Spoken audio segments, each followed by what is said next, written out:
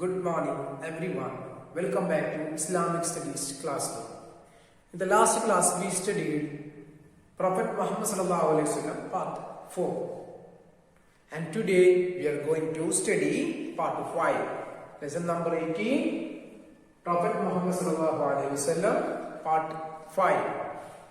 And in the last chapter we studied how Umar accepted Islam, how he entered to the Islam, and we know everyone how Umar his character, and he was a brave man.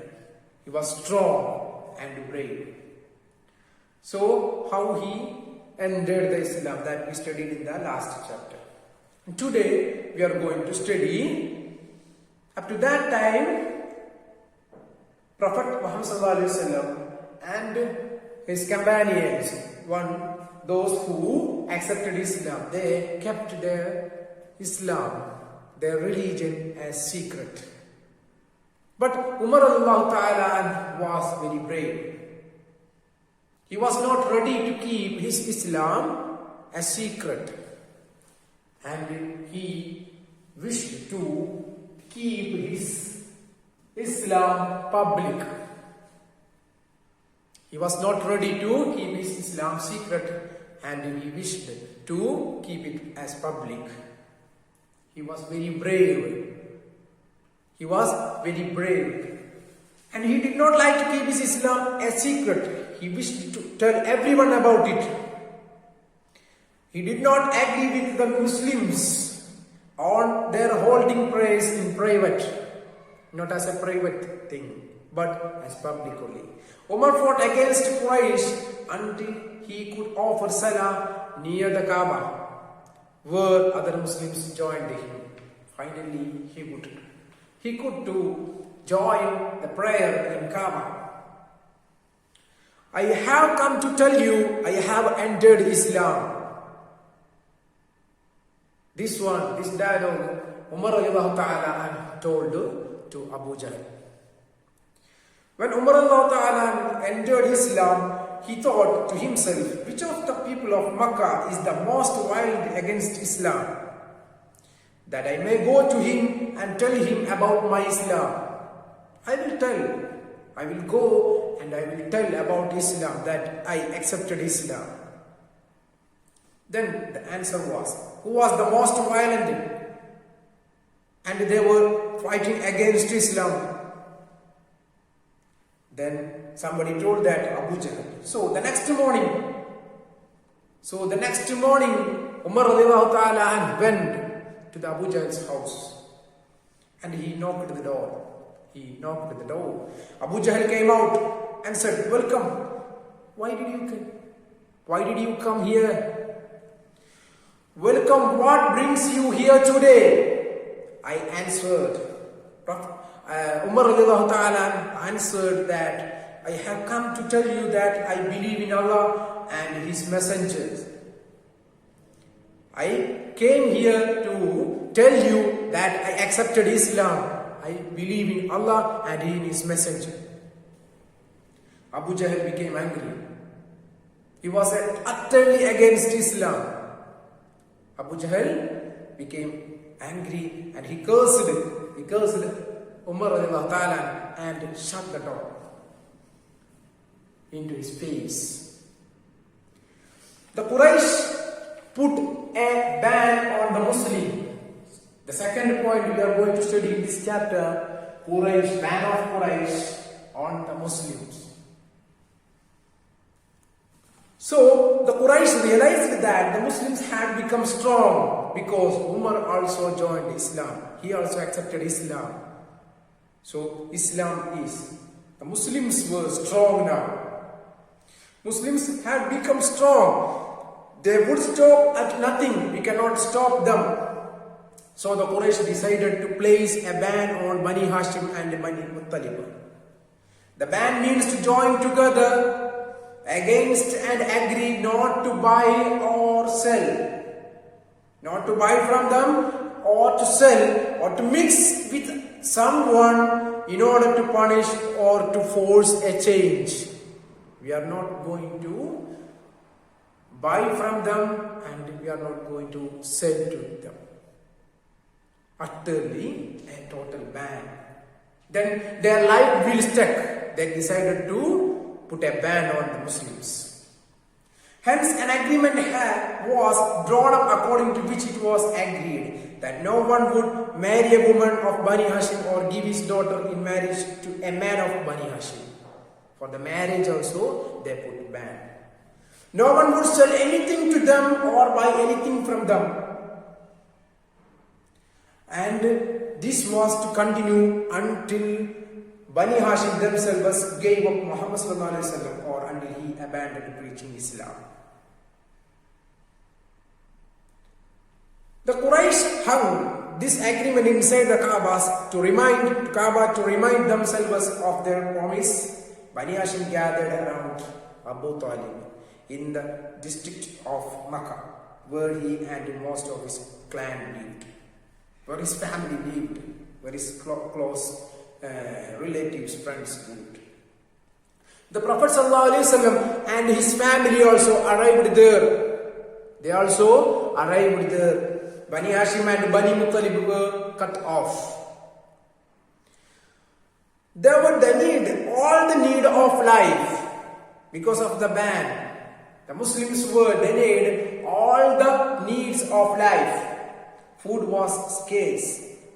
Sometimes the shortage bordered on famine. Often finding nothing to eat, they ate leaves. Very petty conditions. They ate leaves of trees that grew around. They cooked dried skin with water to prepare soup and ate it. The children cried for hunger. Because of hunger, the children cried. Their wailing reached far and wide. Abu Jahl was always on the watch. Hardly something reached them. Always Abu Jahl followed the Muslims. They put the complete ban. They put a ban on the marriage also. They put on the food also. They put on the commercial relations also. Put a ban completely against on the Muslims. But Allah's Messenger ﷺ continued his work. What was the work? Inviting people to Islam, to believe in Allah, and the Prophet ﷺ is his messenger. Privately and publicly he did it. During the months of Hajj, the Prophet often went to the mosque. The leaders of the Quraysh would insult him. They would insult Prophet Muhammad ﷺ, but he didn't stop anything. The leaders of the Quraysh would insult him. The ban lasted for 3 years. 3 years of ban. Meanwhile, a few men of Quraysh took steps to lift the ban. Not all were as hard of feeling as Abu Jahl. The sight of starving Muslims moved some men of the Quraysh to pity. They said to one another, "Are you content to eat food and water and wear clothes and marry women when you know how it is with our relatives?" They went to talk like that. Have you food? Have you clothes? Have you marriage?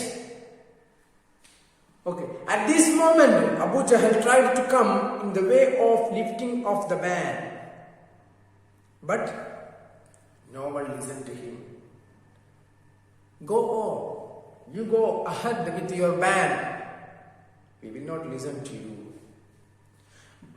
Mu'atim bin Adi cut him short. He went into the Kaaba to fetch the agreement.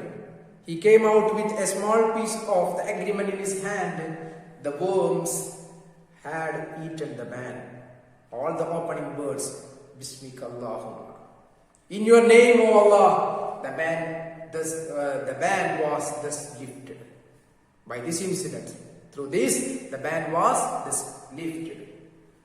Then, the next point, we are going to study the death of Khadija radiallahu ta'ala.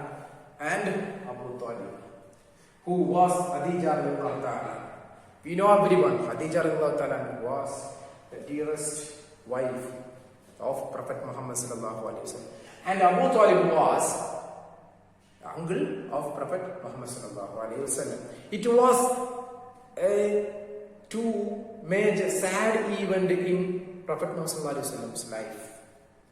In the year 619 AD, not long after the lifting of the ban, just after the lifting of the ban, two events occurred that made the Prophet ﷺ very sad.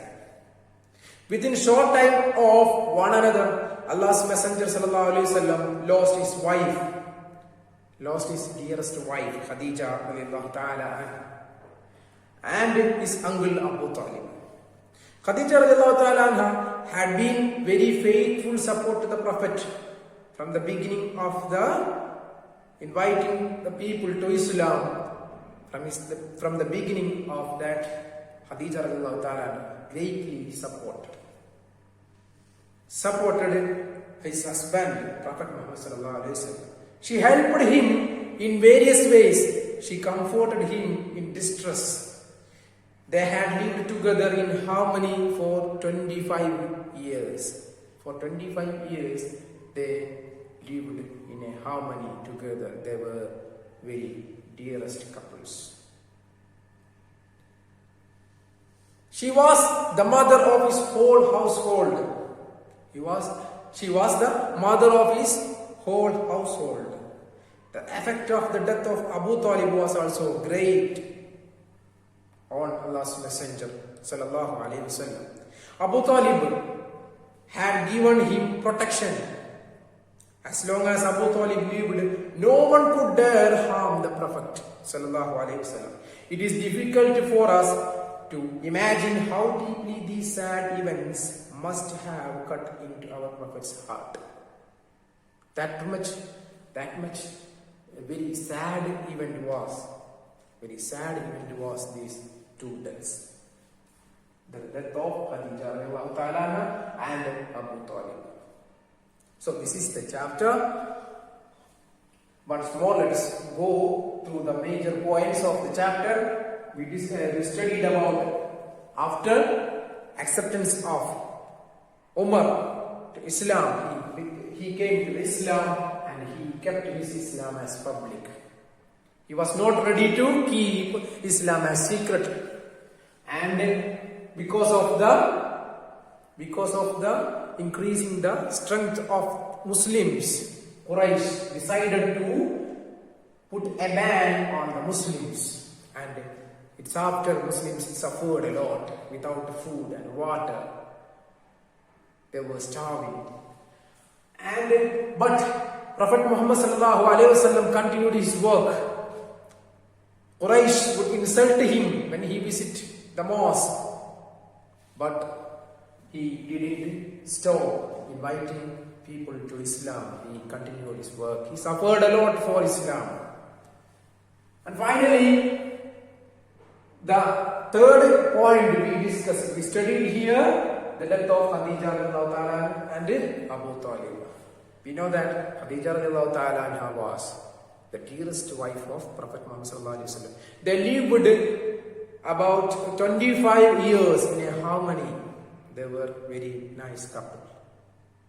So this is the chapter, and I will upload the notes that you can write in your Islamic notebooks. Okay, so study very well. Read the chapter 2 or 3 times, then you will be thorough in these major points. You can study very well. So read, don't forget it, and write the notes in your notebook. Okay, I will share in the Google Classroom. Okay, see you in the next.